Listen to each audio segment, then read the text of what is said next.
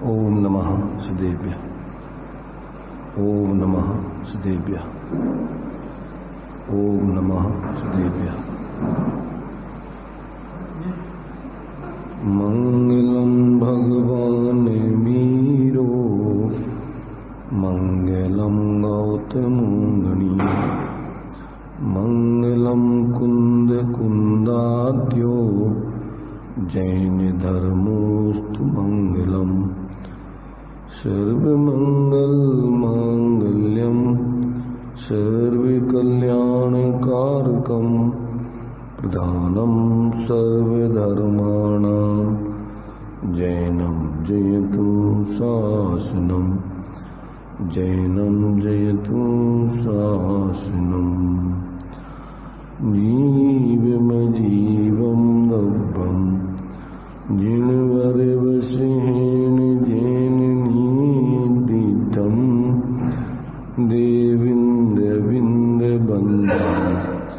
वन्दे तं सर्वदा शिरसा।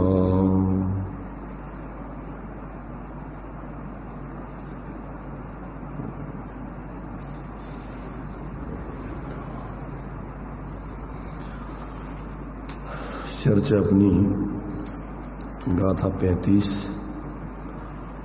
संबर तत्व के विशेष स्वरूप को समझने की चल रही है। भाव संबर के जो भेद हैं उन भेदों में अभी अपना जो व्रत, समिति, गुप्ति, धर्म, अनुप्रेक्षा, परिसर्जय और अंतिम भेद है चारित्र। उस चारित्र के स्वरूप को समझने की चल रही है। सामान्य से चारित्र का स्वरूप शुद्धोपयोग लक्षण, निश्चय रत्नत्रयमयी, परिणति रूप, निःशुद्धात्म स्वरूप में जो चरना, स्थिति करना या लीन होना वह चारित्र है। और वह तारतम्य भेद से 5 प्रकार का जानना चाहिए। तो उसका अपना यहाँ पर खुलासा चल रहा है। सबसे पहले सामायिक, छेदोपस्थापना, परिहार, विशुद्धि, सूक्ष्म सांप्राय, यथाख्यात, ये उसके 5 भेद किए हैं। 5 भेदों में सबसे पहले सामायिक नाम के भेद की चर्चा अपन ने कल की थी।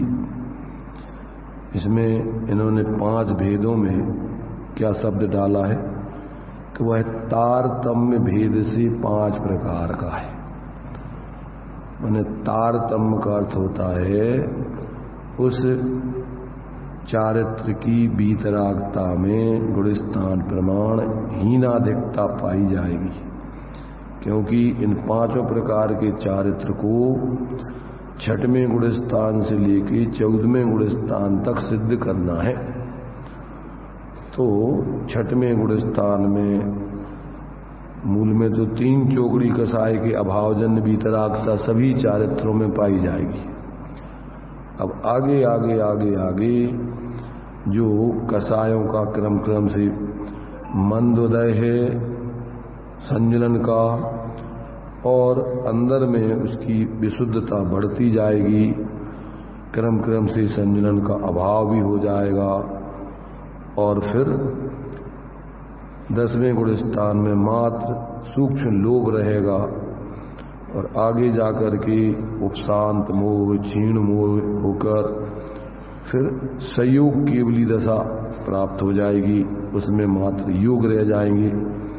पर चारित्र की संजलन कसाय के सद्भाव वाली और संजलन कसाय के अभाव वाली दशा फिर क्रम से यहाँ आगे के गुणस्थान में बनती है। तो संजलन कसाय का तीव्रोदय, मंदोदय, मंदतरोदय, फिर उसमें उन संजलन कसाय के भेदों में से मात्र अकेला एक सूक्ष्म लोभ रह जाना, बाकी संजलन कसाय क्षीण हो जाना, उपशम या उपशांत हो जाना। तो ऐसा जो है आगे क्रम से 10वें गुण स्थान में मात्र अकेला सूक्ष्म लोभ रह जाता है। और 11वें गुण स्थान में संपूर्ण चारित्र मोह का उपशांतपना हो जाता है। जैसा चारित्र का स्वभाव वीतराग होना चाहिए वैसा 11वें में 12वें में प्रकट हो जाता है। और अभी 12वें गुण स्थान में फिर मोह का क्षय हो गया है प्रथम भाग में, और अभी ज्ञानावरण दर्शनावरण अंतराय का क्षय होना बाकी है। तो चारित्र गुण की पूर्ण निर्मलता हो गई। अब आगे उसी 12वें गुण स्थान में ज्ञानावरण दर्शनावरण अंतराय क्षया च केवलम 3 घातीय कर्मों का और क्षय होकर के, और फिर 13वें गुण स्थान में अनंत दर्शन, अनंत ज्ञान, अनंत शोक, अनंत वीर, अथवा छायक सम्यक, छायक चारित्र और छायक ज्ञान, छायक दर्शन, छायक वीर और दान, लाभ, भोग, उपभोग, ऐसी 9 लब्धियां भी कही जाती हैं। उसको अनंत चतुष्टय के रूप में भी कहा जाता है 13वें गुण स्थान को, और 9 लब्धि के रूप में भी कहा जाता है। सिर्फ विवक्षा भेद है, स्वरूप भेद नहीं है। उसी को मैंने छायक सम्यक और छायक चारित्र को मिला करके अनंत सुख भी कह देते हैं। तो फिर वहां पर अनंत छायक सम्यक छायक चारित्र ना कह के अनंत सुख कह देते हैं, और 5 लब्धियों को अभेद रूप से अनंत वीर कह देते हैं। अनंत दर्शन, अनंत ज्ञान, अनंत शोक, अनंत वीर, तो 5 लब्धियां वीर गुण के अभेद स्वरूप में उसमें समा जाती। और जब भेद करके कहते हैं तो उन्हीं के लिए छायक दान, लाभ, भोग, भोग, वीर, उसके अंतराय कर्म के 5 भेद हैं। उन 5 भेदों को जब अपन भेद करके कहते हैं तो 5 रूप में कह देते हैं, और अभेद रूप में कहते हैं तो छायक वीर कह देते हैं, अनंत वीर कह देते हैं।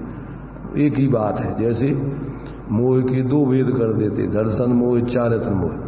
तो जब अपन संपूर्ण मोह का क्षय कह देने पर अनंत सुख प्रकट करा दिया, क्योंकि उसमें मोह के कारण से जीव दुखी है, आकुलित है, और मोह का अभाव हो जाने पर अब वो एक अनंत सुख वाला स्वभाव उसका प्रकट हो गया। तो ऐसा जो है उसी को फिर अपन भेद करके कहते हैं तो छायक सम्यक और छायक चारित्र कह देते हैं, और अभेद करके कहते हैं तो उसको अनंत सुख कह देते हैं। इसलिए कोई भेद नहीं समझना, ये तो सिर्फ सामान्य और विशेष कथन का अंतर है। वो अनंत भगवान अनंत चतुष्टय वाले अलग हों और 9 केवल लब्धि वाले अलग हों, ऐसा 2 रूप में अनंत भगवान का स्वरूप नहीं समझना। उन्हीं अनंत भगवान के स्वरूप को जब सामान्य से कहते हैं तो अनंत चतुष्टय कह देते हैं, और विशेष से कह देते हैं तो 9 लब्धियां कह देते हैं। इसलिए 9 केवल लब्धि रमाधरंत कहो या अनंत चतुष्टय की धनी कहो, इसमें कोई अंतर नहीं समझना, सिर्फ विवक्षा भेद समझना चाहिए। तो यहाँ कहते हैं कि जो चारित्र है, जो संवर तत्व का मैंने संवर का कारण बतलाया है, तो वो चारित्र स्वरूपाचरणम चारित्र है, स्वरूप का आचरण है वो। उसी के लिए यहाँ पर कह रहे हैं शुद्ध उपयोग लक्षण निश्चय रत्नत्रयमयी, जो शुद्ध परिणति रूप है, जो निःशुद्धात्म स्वरूप में उसी का चरना कहो, स्थिति करना कहो, लीन होना कहो, अब उसको बहुत नाम दिए जा सकते हैं। इसलिए अपन को नामों में नहीं अटकना है, उसका स्वरूप समझना चाहिए कि जहाँ से जीव अपने स्वरूप में लीन होने चालू करता है वहाँ से निश्चय चारित्र प्रकट होता है। और वो निश्चय चारित्र जब मुख्य रूप से मुनिराजों की भूमिका में पहुंच जाते हैं 3 चौकड़ी कसाय के अभाव में, तो फिर उसको सर्व चारित्र के भेदों में 5 भेदों के माध्यम से कहा जाता है। अगर एक देश में कहे तो श्रावक को भी 2 चौकड़ी कसाय के अभाव का निश्चय चारित्र प्रकट होता है, और भी आंशिक रूप में कहें तो चौथे गुण स्थान वाले अविरत सम्यक दृष्टि को भी चारित्र मोह अनंतानंदी की अभाव जन उतनी भी तरागता रूप चारित्र प्रकट हो जाता है। इसलिए स्वरूप का आचरण गोपालदास जी बरैया ने जैन सिद्धांत प्रवेशिका में अनंतानंदी के अभाव में स्वरूप आचरण चारित्र प्रकट होता है, ऐसा उसमें लिखा है। तो वो स्वरूप के आचरण का प्रारंभ चौथे गुण स्थान से चालू हो जाता है। पर लोक में जब बाहर में आपके जीवन में विशेष कषाय का अभाव हो जाएगा तब उसको अपन चारित्र कहते हैं। तो पंचम गुण स्थान से एक देश चारित्र नाम प्राप्त होता है। वैसे जैसे अपन देखते हैं कि सैद्धांतिक दृष्टि से तो बच्चे का जन्म मनुष्य पर्याय में 1, 2, 3 समय के बाद गर्भ में जब बच्चा आ जाता है तभी से जन्म माना जाता है। पर लोक में जन्म कब कहा जाता है? जब 9 महीने बाद पेट में से निकल आता है तब कहते हैं बच्चे का जन्म हो गया। पर सिद्धांत की दृष्टि से जन्म कब कहलाता है? कि जैसे पेट में बच्चा आ गया मनुष्य पर्याय में उसका जन्म हो गया। तो ये सूक्ष्म और स्थूल कथन का अंतर है, इसमें कोई अंतर नहीं समझना। पेट में आ जाने पर जन्म कहना और गर्भ में से बाहर निकलने पर जन्म कहना ये कोई विरोध नहीं है, ये विवक्षा भेद है। ये व्यवहार और निश्चय का अंतर है।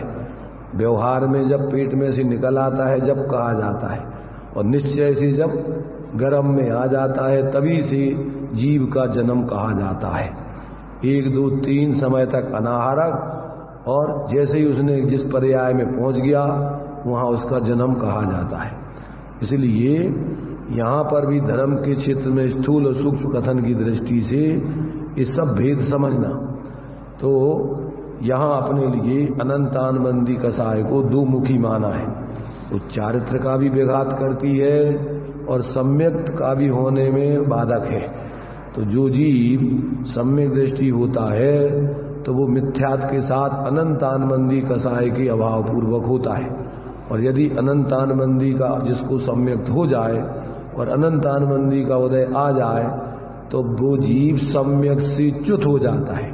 अभी मिथ्यात में तो नहीं आया, दूसरे गुण स्थान में है अभी, तो अभी है तो वो सम्यक कई काल, परंतु अब वो सम्यक से च्युत हो गया है। दृष्टांत क्या दिया कि जैसे पेड़ में से फल टूट जाए और जमीन पर जब तक आए नहीं तब तक वो अभी जमीन पर आया नहीं है, वो बीच में है। ऐसे ही सासाधन गुण स्थान न तो मिथ्या दृष्टि का है न सम्यक दृष्टि का है। सम्यक से च्युत हो गया और मिथ्यात में आया नहीं है अभी, तो ये बीच में अधर में लटक गया है। इसलिए उस अनंतानंदी को 2 मुखी कहा है कि वो सम्यक नहीं होने देती, और अगर हो जाए और उदय आ जाए तो उससे च्युत कर देती है, और साथ में स्वरूप का आचरण भी नहीं होने देती।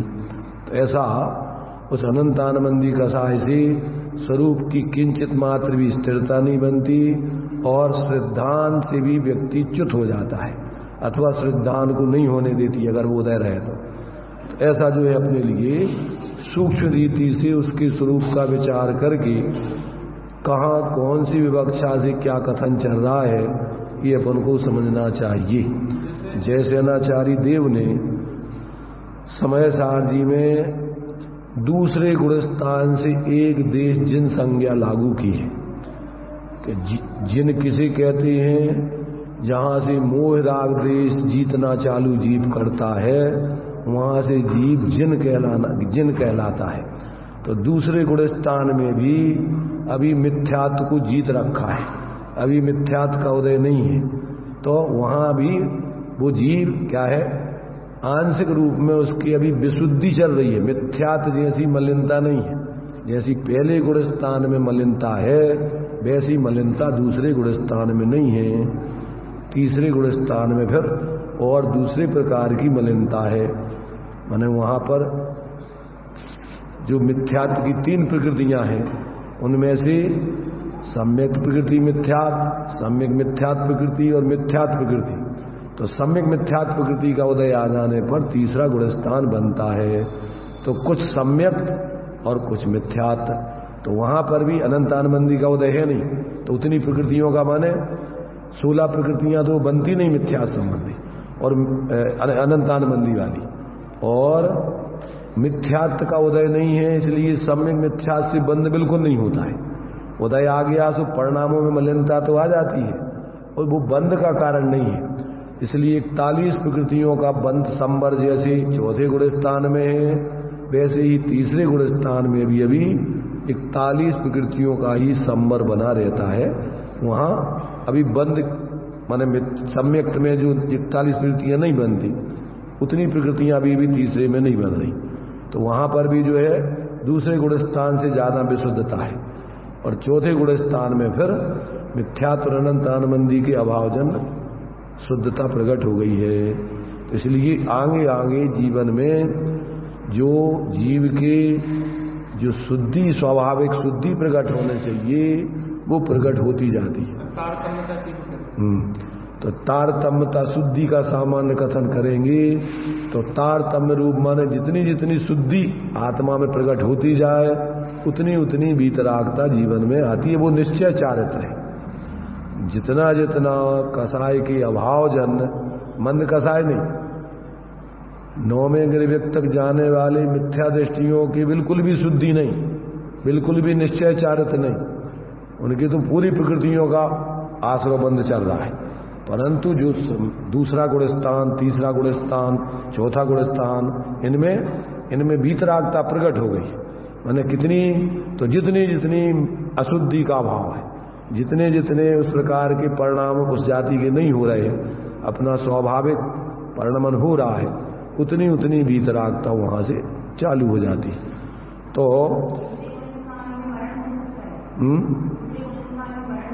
दूसरे में हो सकता है,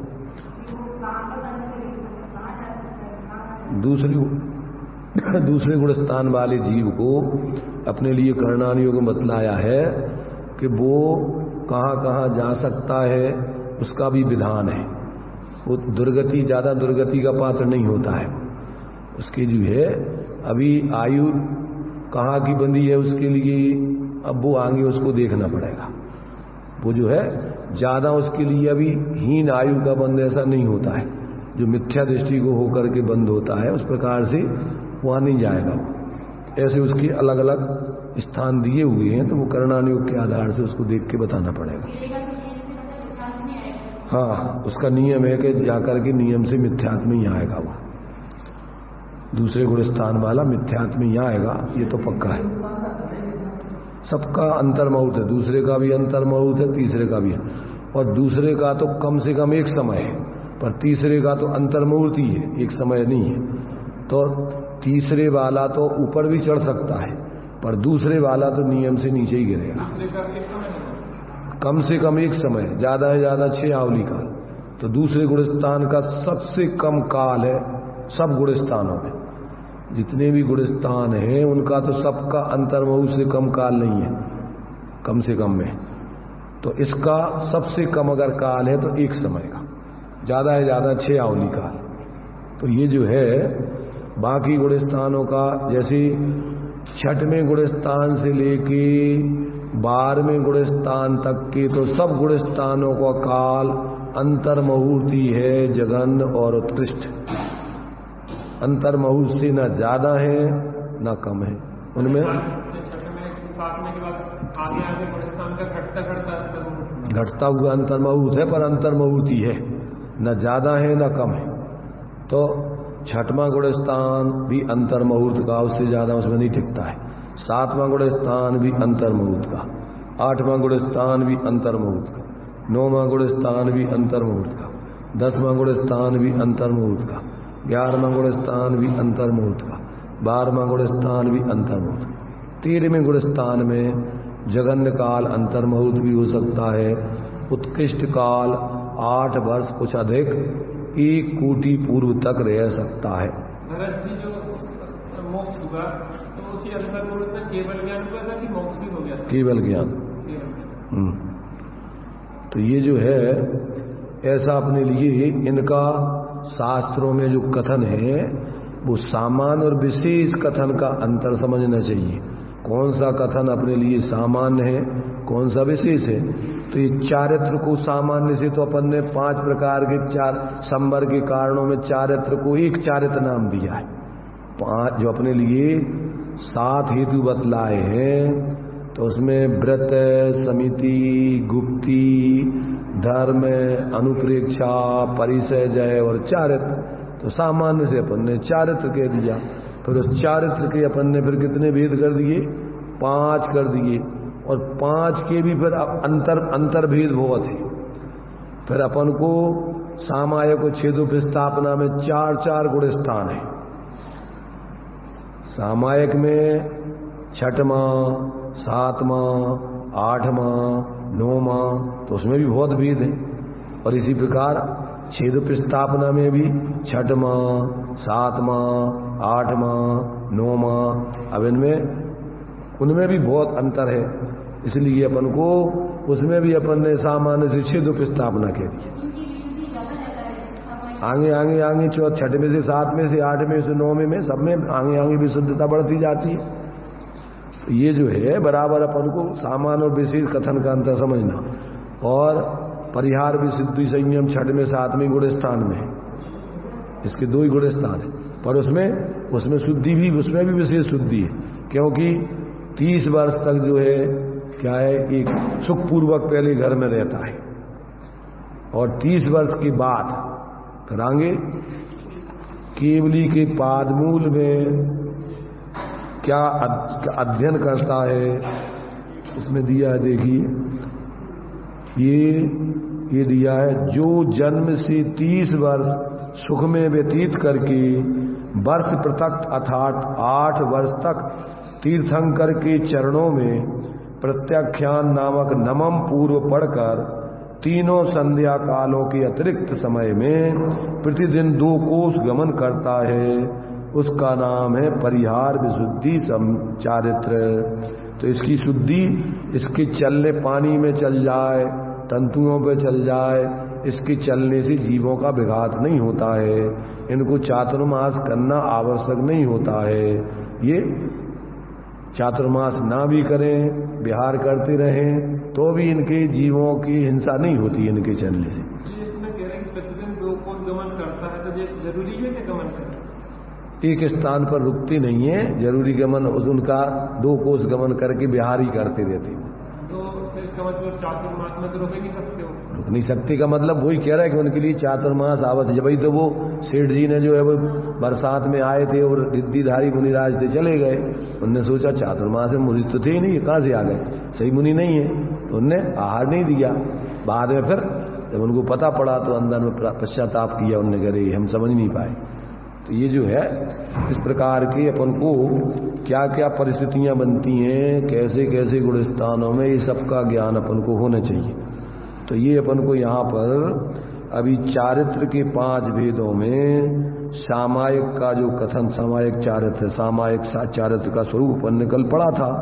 तो अनेक तरीके से पहले तो चारित्र का सामान्य स्वरूप समझ लो कि शुद्धोपयोग लक्षण निश्चय रत्नत्रय मयी परिणति रूप निःशुद्धात्म स्वरूप में जो चरना, स्थिति करना, लीन होना, उसमें स्थिर होना, ये सब उसके अनेकों नाम हैं। ऐसे जो है वो सम्यक चारित्र कहलाता है। इस चारित्र की बात चल रही है। बाहर में 28 मूल आदि का पालन करने वाला वो यहाँ निश्चय चारित्र संवर का कारण नहीं बता रहे, क्योंकि वो चारित्र द्रवलिंगी मुनि अनंत बार धारण कर लेते हैं। यहाँ तो मिथ्यात्व के अभाव पूर्वक, 3 चौकड़ी कसाय के अभाव पूर्वक ये निश्चय चारित्र मुनिराजों का यहाँ से चालू होता है। इसलिए ये निश्चय चारित्र जब तक जीवन में नहीं आता है तब तक व्यक्ति बाहर में ही सिर्फ अकेले भेष आदि धारण करके अपने को धर्मात्मा मान लेता है, उसी में लगा रहता है, अंदर में स्वरूप की अनुभूति आदि करता नहीं, तो वो भ्रम में है। जिसने अपने स्वरूप पर द्रव्यों से भिन्न आत्मा की प्रतीति अनुभूति करके लीनता विशेष नहीं की और बाहर में ही लगा रहता है, अंतर्मुख से ज्यादा 6वां गुण स्थान नहीं होता है। ज्यादा विकल्पों में नहीं रह सकते मुनिराज, अंतर्मुख से ज्यादा। और कोई बाहर में उनकी प्रतिज्ञा माने कोई बंधन नहीं कर सकते, प्रवचन का भी उनको बंधन नहीं हो सकता है कि हम 1 घंटे प्रवचन देंगे। इसलिए वे तो अगर उनका भाव बनता है, श्रावक आ जाए, बोलने की उसको भाव हो जाए, बोल देवे, अन्यथा कोई उनका बोलने का ये 28 मूल गुणों में नहीं है बोलना। 28 मूल गुणों में उनके कोई मूल गुण नहीं है बोलना। इसलिए अपन को समझ लेना चाहिए, बोलना मुनिराजों का कोई धर्म नहीं है, क्योंकि ये तो तीर्थंकरों का मार्ग है। और मुनिराज तीर्थंकर तो बोलते ही नहीं है, बोलते हैं क्या? और आज सबसे ज्यादा बोलने को धर्म समझ रखा है। अगर कोई मुनिराज बोले नहीं तो उनके लिए रोटी खिलाने वाले नहीं मिले।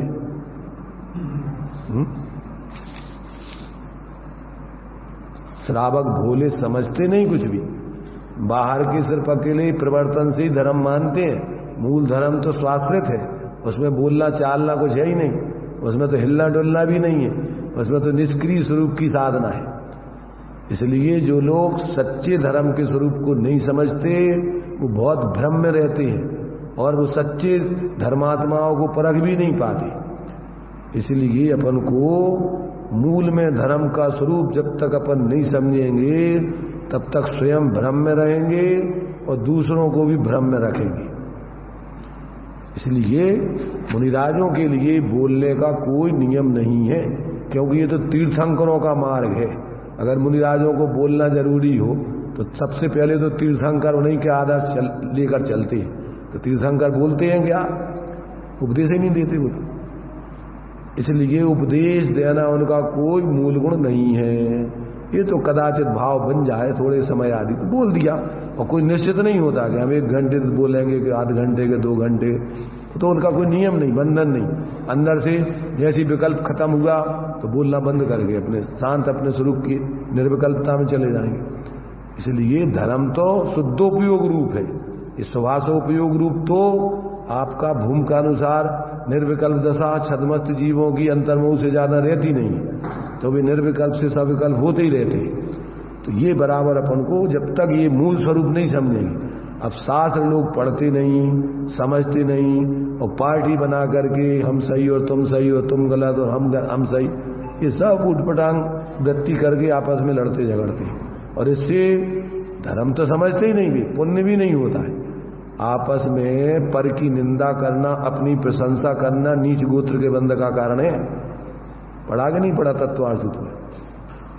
परात्म निंदा प्रशंसा सद असद गुणोच्छादनोद्भाव ने नीचर गोत्र से दूसरों के दोष देखना और उनके दोष प्रकट करना और अपने गुण देखना और अपने दोषों को ढकना और दूसरों के गुणों को ढकना और दोषों को प्रकट करना, ये नीच गोत्र के बंध का कारण है। ये नीचा भाव है।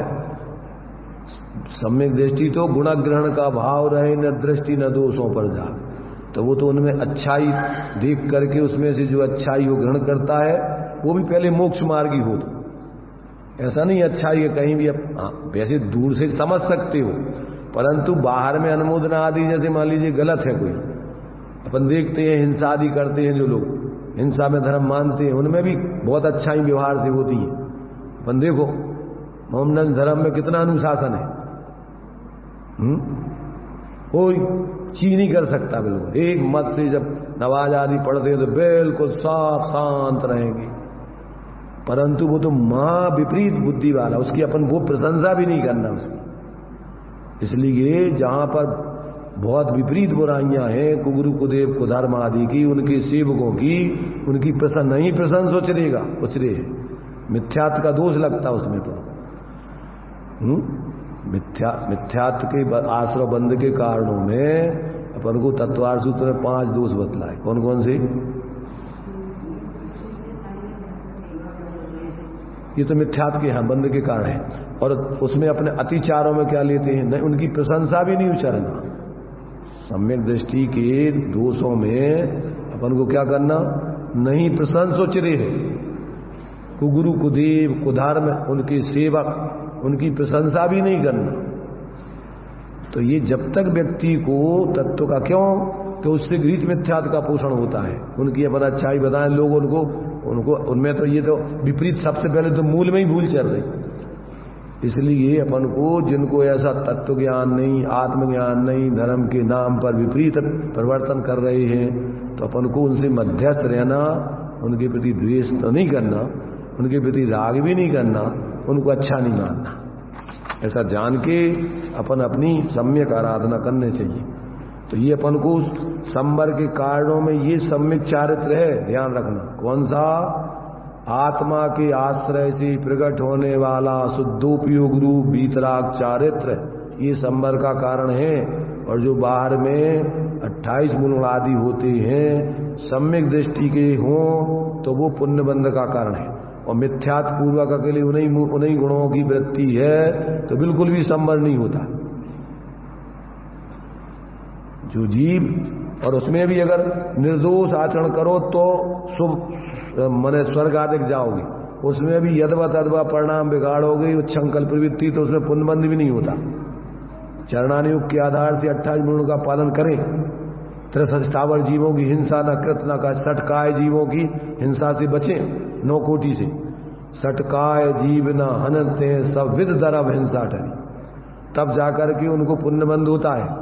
और बाहर में स्वच्छंदाचार रूप से सामान्य व्यक्तियों से ज्यादा भी हिंसा में लग रहे हो आरंभ सारंभ में, तो उसमें तो पुण्य भी नहीं है। इसलिए अपन को बहुत विवेक रखने की जरूरत है। मूढ़ता धारण करके बहुमत के आधार पर किसी के पीछे लग जाने की जरूरत नहीं है। तुम सोचोगे भैया सब तो कर रहे, तो सब दुर्गति में जाएंगे, तो अपन को भी दुर्गति में जाना पड़ेगा। बहुमत ज्यादातर मूढ़ों का होता है। लोक में भी बहुमत देखो, बहुमत में गृहीत मिथ्या दृष्टि है ज्यादातर। बहुमत में ज्यादातर तो गृहीत मिथ्या दृष्टि होते हैं। बहुत बड़े बड़े संप्रदाय उन्हीं के हैं। आज जैन धर्म के तो गिनती उंगली पे गिनने वाले लोग नहीं मिल रहे, और उसमें अभी सत्य समझने वाले तो और बिरल से बिरल होते जा रहे हैं। इसलिए अपन को इस चक्कर में नहीं रहना कि भैया बहुत बहुमत, बहुत भीड़ है तो धर्म ज्यादा हुई है। बाहर में मान्यता होती है पुण्य की, बाहर में पुण्य पूजता है, धर्म नहीं पूजता है। ध्यान रखना, धर्म तो अंतर में वीतराग भाव है, दिखता ही नहीं किसी को। लोक में लोग पुण्य के उदय को अच्छा मानते हैं। इसलिए पापानुबंधी जिनकी पुण्य का उदय है, भीड़ लग रही है, तो उस भीड़ से धर्म नहीं समझ लेना। वे सत्य बात बोल रहे हैं, सत्य आचरण कर रहे हैं कि नहीं, कि विपरीत प्रदर्शन उसमें लगे हुए हैं। बहुत से लोग मान रहे हैं, तो इससे कोई धर्मात्मा नहीं बन जाएंगे। तो ये अपन को चिनागम को पढ़ करके अपने जीवन में निर्णय करें, निर्णय करके फिर यथायोग अपने जीवन में धारण करें। और फिर जो धर्म के अनुकूल जीवन जी रहे हैं, ऐसे धर्मात्माओं के प्रति बहुमान रखें। और बाकी विपरीत बुद्धि वाले हों तो माध्यस्थ भावम विपरीत वृत्तौ, तीव्र कसाई हो, पुण्य का उदय है, दम्भ से बोलते हो, कसायों से बोलते हो, और यदवा तदवा बोलते हो, प्रवृत्ति करते हो, कुछ भी कर रहे हो, और तुम सोच रहे कि ये बहुत बड़ा काम कर रहे। इसलिए धर्म का काम तो आत्माश्रित धर्म है, इसके अलावा कोई धर्म नहीं, धर्म है सब। इसलिए यहाँ पर संवर के कारणों में जो चारित्र का स्वरूप बताया है, उसका लक्षण है शुद्धोपयोग लक्षण, निश्चय रत्नत्रय मयी परिणति रूप, निःशुद्धात्म स्वरूप में जो चरना, स्थिति करना, लीन होना, वह चारित्र जानो। वह तारतम्य भेद से 5 प्रकार का जानना। इन सब में माने 3 चौकड़ी कसाय के अभाव की वितरागता तो सभी में है, 5 प्रकार के चारित्र। इसमें ये नहीं समझ लेना कि इनके 6ठे गुण स्थान से नीचे वाले कोई साधु इसमें नहीं आएंगे। अंतर मुहूर्त में उनका उपयोग स्वरूप में जाने चाहिए। बाहर में विकल्प दशा छोड़ के निर्विकल्प दशा बनने चाहिए, क्योंकि प्रमत्त और अप्रमत्त गुण स्थान का काल अंतर मुहूर्त से ज्यादा नहीं है। तो ये जो है इस प्रकार ये तारतम्य के भेद 6वें गुण स्थान से लेके और ये 5 प्रकार के चारित्र में 14 गुण स्थान तक आते हैं। देखो अब इसको पढ़ते हैं अपन। तो वह इस प्रकार सर्व जीव केवल ज्ञानमय हैं, ऐसी भावना से जो समता रूप परिणाम वह सामायिक है। अब ये 3 चौकड़ी कसाय के अभाव में सब जीवों के प्रति उनकी आत्मदृष्टि रहती है, इसलिए शांत परिणाम, सबके प्रति कोई अच्छा नहीं कोई बुरा नहीं, उनके प्रति बराबर आत्मीय भाव रहेगा, इसलिए राग द्वेष नहीं होगा उनके। तो ऐसा समता परिणाम वो सामायिक है। अथवा परम स्वास्थ्य की बल से, परम स्वास्थ्य माने अपने स्वरूप की लीनता के बल से, युगपत समस्त शुभाशुभ संकल्प विकल्प के त्याग रूप समाधि जिसका लक्षण है वह सामायिक है। अथवा निर्विकार स्वासंवेदन के बल से, अब वहां पर स्वास्थ्य के बल से कहो या स्वासंवेदन के बल से कहो, एक ही बात है, शब्दों का अंतर है। तो उससे क्या कर रहे हैं यहाँ, वहां उन्होंने समस्त शुभाशुभ संकल्प विकल्प छोड़े थे और यहाँ निर्विकार स्वासंवेदन के बल से राग द्वेष को छोड़ा है। बात तो वही है, अकेले शब्दों का अंतर है, परिहार रूप सामायिक है। अथवा निःशुद्धात्मा के अनुभव, अब वही तीन ही चीजें एक ही चीज हैं, स्वास्थ्य कहो, स्वासंवेदन कहो, निजात्मा का अनुभव कहो, अकेले शब्द बदल गए। और इधर आर्तरोध, यहाँ विकारी परिणामों के नाम बदल रहे, विकारी परिणाम तो वही है, आर्तरोध ध्यान कहो, राग द्वेष कहो या शुभाशुभ संकल्प विकल्प कहो, ये सब बदल बदल के नाम कह रहे हैं, पर है वो अंदर में अपने स्वरूप की आराधना। आर्तरोध ध्यान की त्याग स्वरूप परित्याग रूप सामायिक जानो। अथवा समस्त सुख दुख आदि में माध्यस्थ भाव, अब एक ये शुभाशुभ पुण्य पाप के उदय में जो सुख दुख होता है उससे मध्यस्थ, उसमें इष्ट अनिष्ट की कल्पना नहीं करना, ये वो भी वही है सामायिक भाव। तो इस प्रकार उसमें माध्यस्थ भाव रूप इसका नाम सामायिक है। सभी में अपने स्वभाव से च्युति नहीं करना, अपने स्वभाव में रहना, ये है कर्म के उदय जन्म विकारी परिणाम आदि में नहीं जुड़ना, ऐसा जो है ये सामायिक का स्वरूप है। अब छेदोपस्थापन का कथन करते, जब एक साथ समस्त विकल्पों के त्याग रूप परम सामायिक में स्थित होने में यह जीव असक्त होता है, तब समस्त हिंसा, असत्य, चोरी, अभ्रम और परिग्रह से विरति वह व्रत है। इस प्रकार इस 5 प्रकार की विकल्प या भेद द्वारा व्रत रूप या छेद द्वारा, विकल्प कहो, छेद कहो, भेद कहो, द्वारा रागादि विकल्प रूप साबद्यों से अपने को निर्वृत्त करके, अपने को बचा करके और निःशुद्धात्मा में स्वयं को स्थापित करता है, वह छेदोपस्थापन चारित्र कहलाता है। अथवा छेद अर्थात व्रत का भंग होने पर निर्विकार स्वासंवेदन रूप निश्चय प्रायश्चित से अथवा उसके साधक बहिरंग व्यवहार प्रायश्चित से अपने आत्मा में स्थित होना, वह छेदोपस्थापन कहलाता है। इसमें भी वही बात है, इसमें छठवें गुणस्थान की व्यवस्था शामिल कर ली।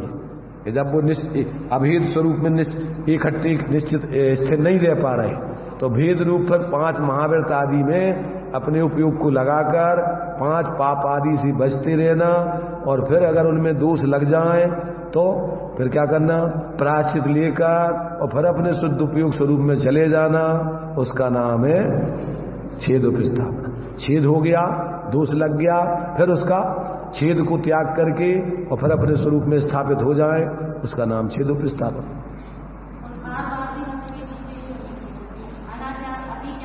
अतिचार ही चलते हैं, अनाचार तो फिर वो तो मिथ्यात्म, फिर तो वो व्रत का भंग हो गया, फिर तो नई तरीके से दीक्षा होती है।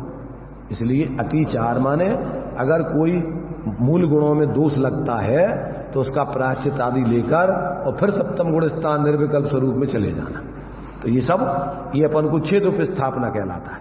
तो छठवें गुण स्थान में दोष आदि लगते हैं, छठवें गुण या तो 28 गुणों के पालन में प्रवृत्ति करके शुद्ध उपयोग में चले जाओ, और या फिर 28 गुणों में भी दोष लग जाने पर व्यवहार प्रायश्चित से अपने उसकी शुद्धि करके फिर निर्दोष व्रतों में आओ, और व्रतों से फिर निर्विकल्प अपने स्वरूप में सप्तम गुण स्थान में चले जाओ।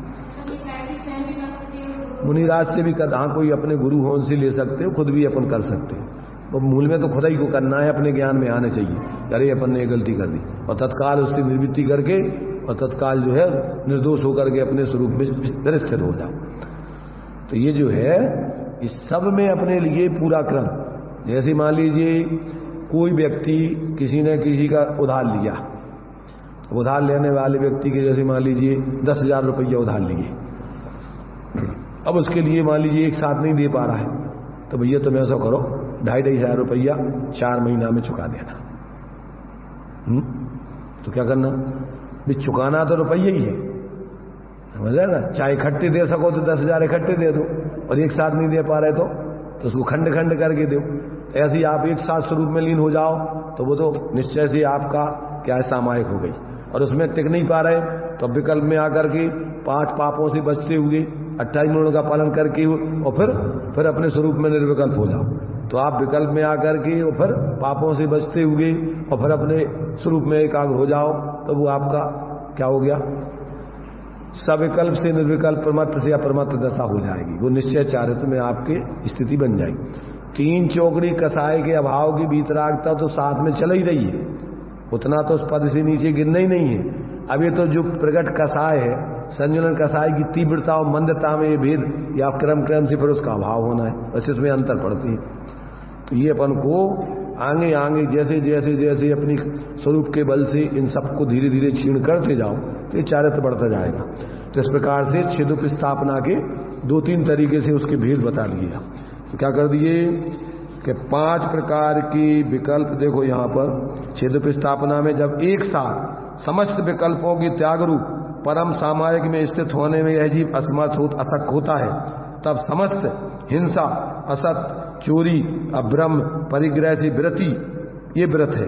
इस प्रकार इस 5 प्रकार की विकल्प भेद द्वारा व्रत रूप छेद द्वारा, यानी भेद और छेद कहो, भेद कहो छेद कहो, उसके द्वारा राग आदि विकल्प रूप साबद्धियों से अपने को निर्वृत्त करके, 5 पापों से अपने को निर्वृत्त करके, हिंसा से अपने को बचा करके निःशुद्ध आत्मा में स्वयं को स्थापित करता है, वह छेदोप स्थापना है। अथवा छेद अर्थात व्रत भंग होने पर, 5 महाव्रत आदि में दोष लग जाने पर, क्योंकि इसमें 6ठम गुण स्थान में दोष भी लग सकते, तो व्रत क्या है, छेद अर्थात व्रत का भंग हो जाने पर निर्विकार स्वसंवेदन निश्चय प्रायश्चित से या तो तुम उस दोष को छोड़ के निर्विकल्पता में चले जाओ, अथवा उसके साधक बहिरंग व्यवहार प्रायश्चित से अपने आत्मा में स्थित होना, वह छेदोप स्थापना। व्यवहार प्रायश्चित लेकर भैया ये गलती हो गई तो उस गलती का आप प्रायश्चित लेकर के और उससे निर्वृत्ति करके फिर स्वरूप में चले जाओ। अभी 6वां 7वां गुणस्थान अभी यहाँ व्रतों में भंग हो रहा है। ये 6वें से लेके 9वें गुणस्थान तक सामायिक स्थिति बतलाई है, और ये छेदोप स्थापना भी 6वें से 9वें तक है। आप आगे ऊपर इतने आगे के ऊपर गुणस्थान जाओगे, अपन ऐसा 6वें से लेके आपने भंग हुआ, फिर आपने चढ़ गए, फिर 7वें से 8वें चले गए, फिर 9वें में चले गए, यहाँ तक जा सकते हैं। और अब 9वें के बाद 10वें में गए तो सूक्ष्म, फिर तीसरा सामायिक चारित्र लग, फिर चारित्र का भेद तीसरा लग जाएगा। सामायिक छेदोप स्थापना, वहां परिहार विशुद्धि नहीं, परिहार विशुद्धि तो गई अभी, और दूसरा है फिर सूक्ष्म सांप्राय, उसमें पहुंच गए आप, तो ये वहां पहुंच जाओगे। तो इस प्रकार से अभी अपन को ये सामायिक छेदोप स्थापना का स्वरूप बता रहे हैं। तो इस प्रकार से प्रायश्चित करके साधक उसमें छेदोप स्थापना है। अब परिहार विशुद्धि का कथन करते हैं। इसमें एक इन्होंने गोमटसार की गाथा दी है 473। तीसंबासो जम्मे बास पोहत्तम कुतिथ्यर मूले पच्चखाणम पड़िदो संजूण दुगाऊ या बिहारो। अर्थ, जो जन्म से 30 वर्ष सुख में व्यतीत करके वर्ष पृथक अर्थात 8 वर्ष तक तीर्थंकर के चरणों में प्रायश्चित नामक नवम पूर्व पढ़कर तीनों संध्या काल के अतिरिक्त समय में, यानी सामायिक के 3 कालों को छोड़कर प्रतिदिन 2 कोस गमन करता है। इस गाथा में कथित क्रम अनुसार मिथ्यात राग आदि विकल्प मलों की प्रत्याख्यान से, यानी परिहार से, त्याग कहो, प्रत्याख्यान कहो, परिहार कहो, तो ये परिहार से अपने आत्मा की जो विशेष रूप से शुद्धि अर्थात निर्मलता है, वह परिहार विशुद्धि चारित्र नाम जानना चाहिए। तो ये परिहार विशुद्धि नाम का चारित्र, आगे बताएंगे कौन कौन सा चारित्र किस गुण स्थान में होता है। अब सूक्ष्म सांप्राय चारित्र का कथन करते हैं। सूक्ष्म अर्थात अतीन्द्रिय निज शुद्धात्म संवेदन के बल से सूक्ष्म लोभ नामक सांप्राय कसाय जहां शेष रहती है और बाकी कसाएं जहां पूर्ण रूप से या तो उपशम अथवा क्षय उनका होता है, वह सूक्ष्म सांप्राय नाम का चारित्र है। यहां क्या होता है, अकेली सूक्ष्म लोभ नाम की कसाय रह जाती है, बाकी संपूर्ण कसाएं या तो उपशम हो गई हो या क्षय हो गई हो, ऐसा उसका नाम है सूक्ष्म सांप्राय नाम का चारित्र। हाँ, दो प्रकार की श्रेणी, उपशम श्रेणी या छपक श्रेणी। चढ़ने वाले जीव 10वें गुण स्थान में पहुंचता है तब बनता है। अब यथाख्यात चारित्र का स्वरूप कहते हैं। यथाख्यात चारित्र का कथन, यथा यथा अर्थात जैसा, सहज शुद्ध स्वभाव पने के कारण, निष्कंप पने के कारण, निष्कसाय यानी कसाय रहित पने के कारण आत्मा का जो स्वरूप है, वैसा ही जो आख्यात अर्थात कहा गया है, उसका नाम यथाख्यात चारित्र है। कसाय रहित जहां दशा हो जाती है, उसका नाम आत्मा का जैसा स्वभाव है वो पूर्ण रूपेण जहां प्रकट हो गया, उसका नाम यथाख्यात चारित्र है। अब सामायिक आदि 5 प्रकार के चारित्र कौन कौन से गुण स्थान में, उनके स्वामी कौन कौन से जीव होते हैं, कौन कौन से गुण स्थानवर्ती, तो उनके स्वामित्व का कथन करते हैं। प्रमत्त, अप्रमत्त, अपूर्वकरण और अनिवृत्तिकरण नामक 4 गुण स्थानों में सामायिक चारित्र होता है और छेदुप स्थापना चारित्र भी इन्हीं 4 गुण स्थानों में होता है। परिहार विशुद्धि चारित्र प्रमत्त और अप्रमत्त इन 2 गुण स्थानों में होता है। सूक्ष्म सांप्राय चारित्र एक सूक्ष्म सांप्राय 10वें गुण स्थान में ही होता है। और यथाख्यात चारित्र उपशांत कसाय, क्षीण कसाय, सयोग केवली और अयोग केवली जिन नामक 4 गुण स्थानों में होता है। ये अपने लिए संवर के जो कारण हैं उनका स्वरूप यहां पर बता रहे हैं सूक्ष्मता से। जब तक अपन को ये सब बातें समझ में नहीं आई तो अपन क्या है, धर्म के नाम पर करते तो रहते हैं कुछ भी। हर व्यक्ति अपना देशवासी धर्म प्रधान देश है, तो धर्म के तो काम सब कर ही रहे हैं रात दिन।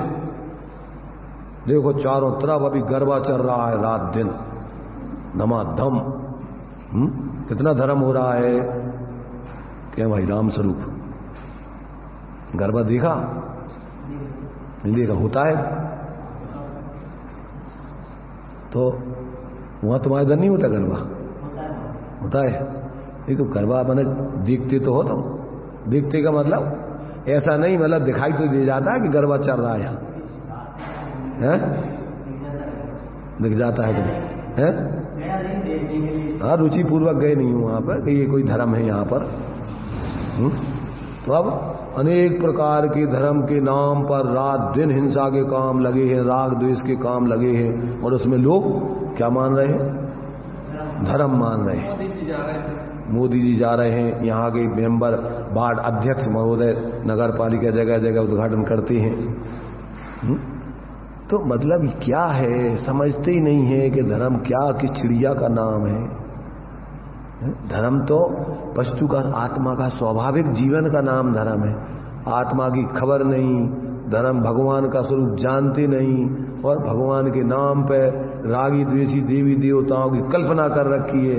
ऐसे ना तो कोई देव है, ना देवता है, ना भगवान है। तब कौन समझाए? बेचारे भोले जीव हैं। कुछ भी धर्म के नाम पे एक पत्थर में कामी लगाई, नारियल फोड़ा, अगरबत्ती लगाई और बन गए भगवान।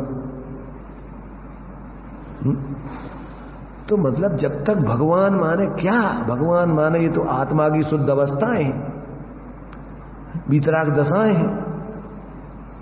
तो अपन जब तक अंदर में धर्म समझेंगे नहीं, तो धर्म के नाम पर जो कुछ मन में आता है तो करते रहो, खाते रहो, पीते रहो, उठा पटक करते रहो। हिंसा करते रहो, बलि चढ़ाते रहो, शराब पीते रहो, मनोरंजन करते रहो, धर्म धर्म धर्म धर्म धर्म धर्म सब कोई कह रहे, पर धर्म न जाने कोई। बिना आत्मा के जाने, बिना धर्मी के जाने धर्म कहाँ से हो? जिस आत्मा के आश्रय से धर्म होता है, अब उस आत्मा ही को नहीं जानते तो धर्म कहाँ से होगा? कहते रहो धर्म धर्म धर्म धर्म, लड़ते रहो, झगड़ते रहो, हमाओ धर्म तुम्हाओ धर्म। इसलिए भाई पहले समझो, ताते जिनवर कथित तत्व अभ्यास करीजिए और संशय विभ्रम मोह त्याग आपो लग लीजिए। यह मानस पर्याय सुकुल सुनना जिनवाणी और ये भी दी गई न मिले सुमणियों। ऐसे ही चली गई भरम में, जानत न धर्म बखानत भरम, और ठाने ठोर ठोर लड़ाई पक्षपात की, आपस में धर्म के नाम पे लड़ाई झगड़े के अलावा कुछ नहीं। इसलिए यहाँ आचार्य कह रहे भैया ये धर्म ये है, ये संवर के कारण व्रत समिति गुप्ती धर्म अनुप्रेक्षा परिचय चारित्र, ये इससे धर्म होता है। इनका स्वरूप समझो। व्रत में भी अकेले अपन ने सब पढ़ा, व्रत किसे किया ना, तो व्रत में भी मूल में वहां पर बाई अकेले व्रत नहीं दिखी। अपन ने व्रत का स्वरूप पढ़ा पहले कि नहीं पढ़ा? ये इसको एक बार नहीं बार बार पढ़ना चाहिए अपन को। क्यों कि अनादिकाल के अपन मूढ़ लोग हैं, तो इसमें क्या है कि बहुत जल्दी अपन को भ्रमणा खड़ी हो जाती है, समझती नहीं है। रह रहे हैं ज्यादातर मूढ़ों में, तो मूढ़ जो कुछ भी करते हैं उसमें अपन जल्दी से धर्म मान के भ्रम में पड़ जाते हैं। इसलिए अपन को सबसे पहले जो भगवान जिन्हें ने तत्वों का स्वरूप बताया है, इसको ही बार बार पढ़ के अपने जीवन में ये भावनाएं बनाने चाहिए सही स्वरूप की। इसको बार बार, ऐसा नहीं कि पढ़ लिया, ये तो जब तक पढ़ते रहो जब तक अपन धर्ममय नहीं हो जाए। इसलिए यहाँ पर देखो, यहाँ पर अपन को यहाँ पर ये टीका पैती गाथा चालू की थी 115 पेज से। यहाँ इन्होंने टीका में दिया खुलासा, ये अनेक प्रकार के धर्म के भेद बतलाए हैं, तो उसमें ये भाव संवर के भेद हैं। अब इनको विस्तार से कहते हैं, तो देखो कहाँ से चालू किया। निश्चय से विशुद्ध ज्ञान दर्शन स्वभावी निज आत्म तत्व की भावना से उत्पन्न सुखरूपी सुधा के आस्वाद के बल से समस्त शुभाशुभ रागादि विकल्पों की निर्वृत्ति रूप उसका नाम व्रत है। कहां से व्रत चालू होगा? ये देखो व्रत का स्वरूप समझो, ये लिखा हुआ है, ये कोई अपने घर की बातें नहीं है कि यहां से व्रत चालू होता है, जहां से अपने उस आत्मा की सीमा में चारों तरफ से हटके और अपने सीमा में आ गए, अपने केंद्र पर आ गए, उसका नाम व्रत है। तो ये अपन जो रेखा गणित में अपन व्रत बनाते ना, तो पहले तो केंद्र निश्चित होता है, केंद्र बीच में, और फिर इसके बाद चारों तरफ उसकी घूमना, वो व्रत बनता है। अब अंदर केंद्र निश्चित नहीं है, अपना शुद्धात्म तत्व तो केंद्र बने और फिर परिणति उसके चारों तरफ घूमती रहे, उसका नाम व्रत है। अब अपना केंद्र निश्चित नहीं तो व्रत काय में हो रहा। तो जो दे रहे पहले के देखो व्रत कैसा होता है। निश्चय से विशुद्ध ज्ञान दर्शन स्वभावी निशुद्धात्म तत्व की भावना से उत्पन्न सुखरूपी सुधा के आस्वाद के बल से समस्त शुभाशुभ रागादि विकल्पों की निवृत्ति उसका नाम व्रत है। और व्यवहार से उस निश्चय व्रत के साधा हिंसा, असत्य, चोरी, अभ्रम, परिग्रह के आजीवन त्याग लक्षण रूप 5 प्रकार के व्रत ये व्यवहार से है। उसकी रक्षा, उसकी सुरक्षा, उसकी बाढ़। मूल में अपने उस शुद्धात्म स्वरूप के चारों तरफ चक्कर लगाती रहे परिणति, इधर उधर नहीं भटके, इसका नाम निश्चय व्रत है। तो पहले परकाल से अपन जो व्रत बनाते थे, तो पहले केंद्र होता है बीच में, जब वो व्रत चक्र बनता है तो पहले स्वरूप का अपना केंद्र बने, तो परिणति अपने स्वरूप के चारों तरफ रहे, उसका नाम व्रत है। और उसी के लिए फिर पापों का त्याग, व्यवहार में 5 पाप आदि का त्याग करना और अपने स्वरूप की साधना में लगे रहना, तो उस पे उपचार। अब स्वरूप का निश्चित नहीं है और उन्हीं व्रतों में ही अपन मान ले में भ्रम, तो वो तो क्या है, मूर्ता हो गई, व्यवहाराभास हो गया। जो परमार्थ के लिए, परमार्थ को लिए 2 प्रकार से व्यवहार कहलाता है, या तो परमार्थ के लिए हो और या परमार्थ को लिए हो, परमार्थ के साथ हो या परमार्थ के कार्य करने के लिए अपन ने लिए हो।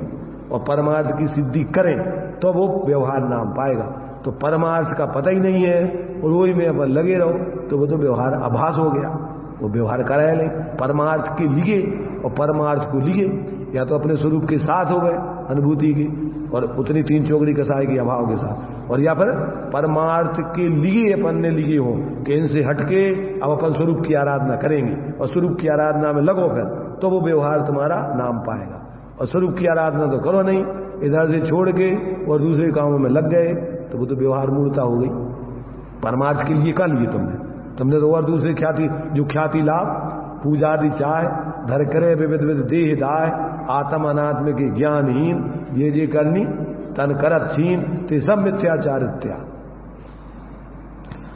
इसलिए अपन को शास्त्रों को पढ़ना चाहिए। शास्त्र नहीं पढ़ोगे और मूर्खों के संग लगे रहोगे, संप्रदाय बुद्धि से किसी के आगे पीछे घूमते रहोगे तो कुछ नहीं मिलेगा, जिंदगी खराब हो जाएगी। ये आचार्यों के अपन को भगवान जनेन्द्र की वाणी है अपने पास, इतने ग्रंथ है अपने पास, टाइम कहाँ लड़ने झगड़ने के लिए। इतना बहुमूल्य जीवन अपन अपनी स्वाध्याय ध्यान अध्ययन मूल में धर्म दो में होता है, या तो अपन अपने स्वरूप की आराधना में लगो और उससे उपयोग और उसमें आनंद आए तो अच्छा, सबसे अच्छा है। ध्यान अंतर्मुख लग जाए तो कर्मों का त्रिगुप्ति से करोड़ों वर्षों तक जो बाहर में तपस्या करने से नहीं कर्म नाश होते, वो अंतर्मुख में ध्यान लगाने से स्वरूप गुप्त हो जाने से हो जाते। तो अगर वो स्थिति बनती तो ठीक, नहीं बनती तो अपन स्वाध्याय परिणाम बहुत इसमें अपने लिए न राग है, न द्वेष है, न लड़ना है। ये बढ़िया इसमें कहाँ लड़ाई झगड़ा, कहाँ निश्चय, सब खुलासा कर रहे हैं। ये निश्चय है, ये व्यवहार है। अभी निश्चय व्यवहार कोई पार्टी है कि वस्तु स्वरूप है? तो वस्तु स्वरूप को जो अपन समझते हैं तो इसमें अपन को फिर अपने जीवन में कहीं भ्रम नहीं होता और बढ़िया अपन यथायोग अपन निश्चय से अपनी बीतरागता अपने स्वरूप के अवलंबन से कितनी प्राप्त कर ली वो अपने ज्ञान में। अब अपन उसमें बाहर से पापों से बचने के लिए अपन बाहर में किस प्रकार से अशुभ से हटके असुहादो विड़वित्ती सोहेप वित्ती या जान चारित, ये व्यवहार से चारित है। और निश्चय से परद्रव्यंते भिन्न अपने स्वरूप की स्थिरता, ये निश्चय से चारित है। ये दोनों चीजें बराबर विवेक पूर्वक जीवन में साधक के यथायोग होती है। अब ये सब समझना, इसको एक बार नहीं, पढ़ते रहो जब तक अपने भ्रम नहीं टूट जाए धर्म के निश्चय व्यवहार के बारे में, तब तक इन ग्रंथों को धारा प्रवाह अभ्यास करने चाहिए। इधर उधर फालतू फोकट के लोगों की चर्चा में नहीं उलझने चाहिए, जो जानती नहीं, इनको ना तो स्वाध्याय है किसी को। देखो ये सांप्रदायिक व्यक्तियों से पढ़ो, उनसे पूछो इन 7 तत्वों का स्वरूप बताओ, तुम काले लिखा है क्या किसी को पता? और धर्म के ठेकेदार है, नेता बने हुए धर्म के, सामान्य जनता को घेरे हुए हैं और बेमनमाने जो कजू धर्म के नाम पे करवाते रहो, दुकानदारी चलाते रहो। तुम्हें कौन सा धर्म हो रहा हो? अरे भाई मंदिर मूर्तियां तो ये निमित्त हैं तुम्हारे लिए सिर्फ उपयोग लगाने को। ये मंदिर मूर्तियों में धर्म नहीं बैठ रखा है कछु। जब तक आप अपने स्वरूप को नहीं समझोगे और ये भ्रम नहीं तोड़ोगे तब तक ना तो मिथ्यात्व गलेगा, न कसाएं बंद होंगी, न जीवन में पुण्य होगा, ना निष्कसाय रूप धर्म होगा। भ्रम में रहोगे आपस में एक दूसरे के प्रति दुर्भाव करते करते। इसलिए अपन को शांति से बैठ के समय निकाल के, अब ये कितनी बढ़िया ग्रंथ आचार्यों ने अपन को लिख के रखी। अब साधुओं ने ये काम किया है, द्रव्य संग्रह ये किया है। ये द्रव्य संग्रह कर रुपये पैसा इकट्ठे करत रहेगा साधु? कौन सा द्रव्य संग्रह करो उनने? ये लेखन करो उनने, इतनी तुम्हारे ये केशवराव पाठन के मंदिरों में बैठ करके एकांत में और ये ग्रंथ लिखे उनने, ये द्रव्य संग्रह है। ये द्रव्य संग्रह नहीं आ कहता पैसा रुपया इकट्ठे करवाए बैठे रहोगे। जब तक अभी तत्वों का सही निर्णय नहीं होता तब तक लोगों को बहुत भ्रमणा है, आपस में लड़ाई झगड़े और मेरे तेरे और ये और सब उठापटक में लगे रहते सब अकेले। इसलिए श्रावक की भूमिका में अगर श्रावक सत्य को समझे तो वो भी भ्रम में नहीं पड़ेगा और किसी प्रकार की भ्रम की ना तो करेगा, ना कराएगा, ना अनुमोदना करेगा। वो अपनी धर्म आराधना करेगा। टाइम थोड़ा सा है, जिंदगी अनंत काल हो गया भटकते भटकते, और अभी भी अपन फालतू फोकट में लग जाए तो थोड़ा सा समय है।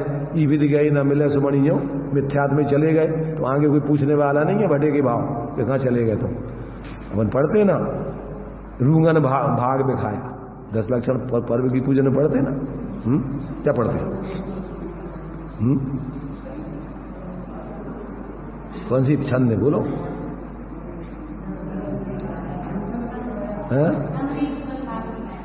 नमनी दुकान पूरा बोलो आगे नमनी दुकान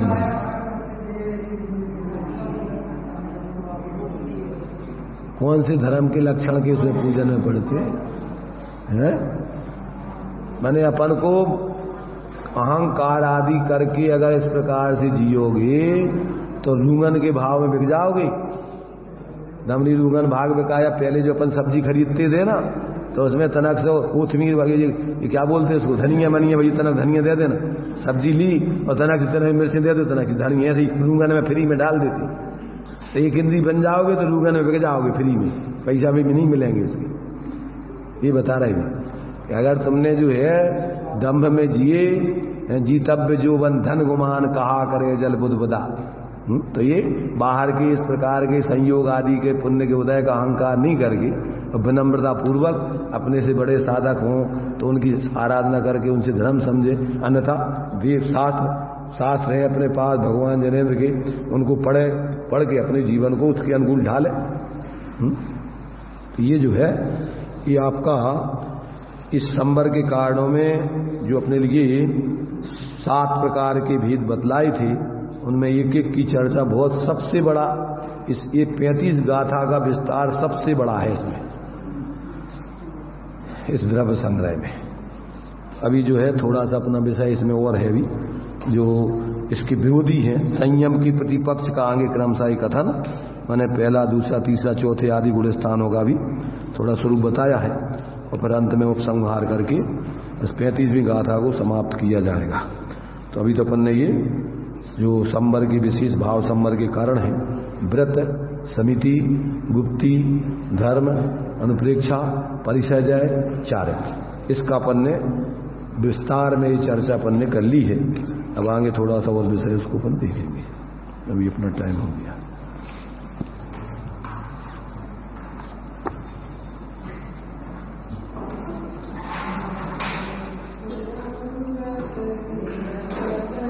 निरपेक्ष सत्य चैतन्य घन दर्शारहि कलिकाल में अनुभव करो हे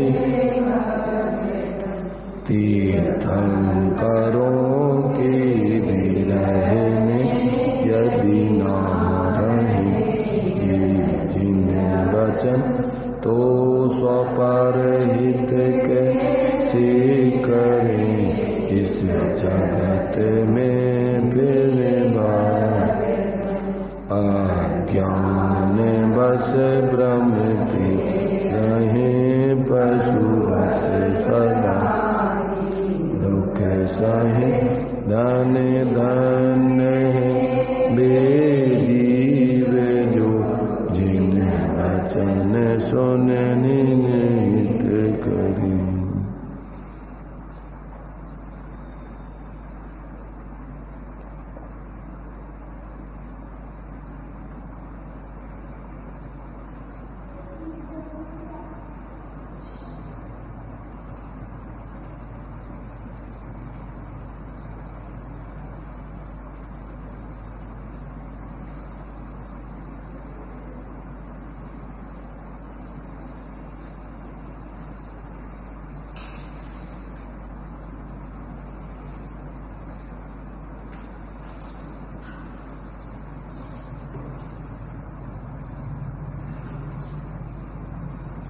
द्वादशांग वाणी माता की, पंच परमेष्टि भगवंतों की।